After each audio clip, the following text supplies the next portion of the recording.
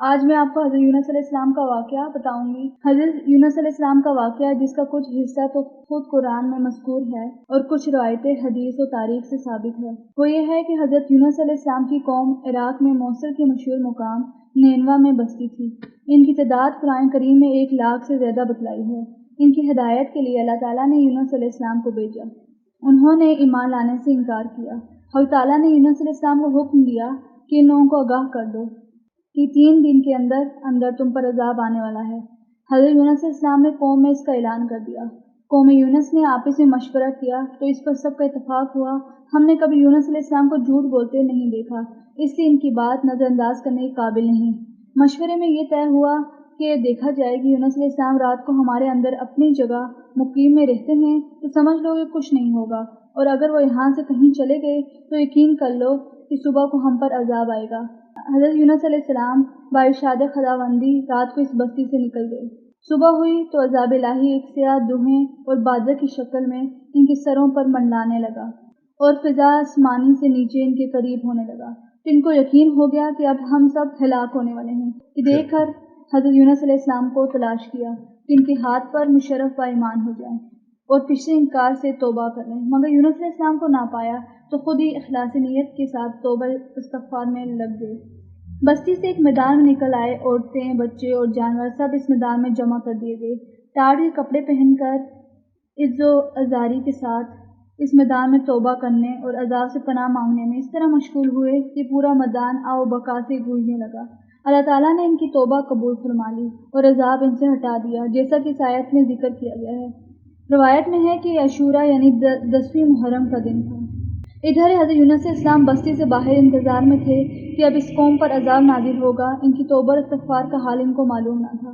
جب عذاب ٹل گیا تو ان کو فکر ہوئی کہ مجھے جھوٹا قرار دیا جائے گا، کیونکہ میں نے اعلان کیا تھا کہ 3 دن کے اندر عذاب آ جائے گا۔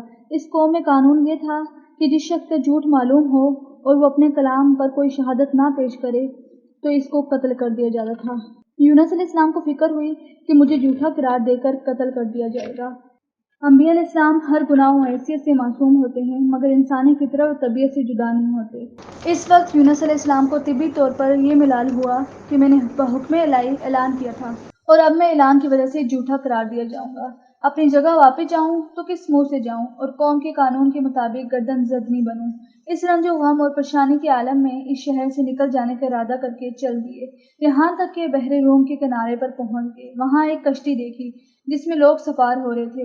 یونس علیہ السلام کو ان لوگوں نے پہچان لیا اور بغیر کرائے کے سوار کر لیا۔ کشتی روانہ ہو کر جب وسط دریا میں پہنچ گئی تو دفتن ٹھہر گئی، نہ آگے بڑھتی ہے نہ پیچھے چلتی ہے۔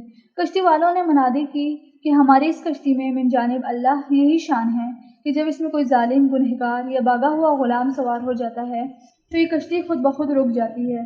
اس آدمی کو ظاہر کر دینا چاہیے تاکہ ایک آدمی کی وجہ سے سب پر مصیبت نہ آئے۔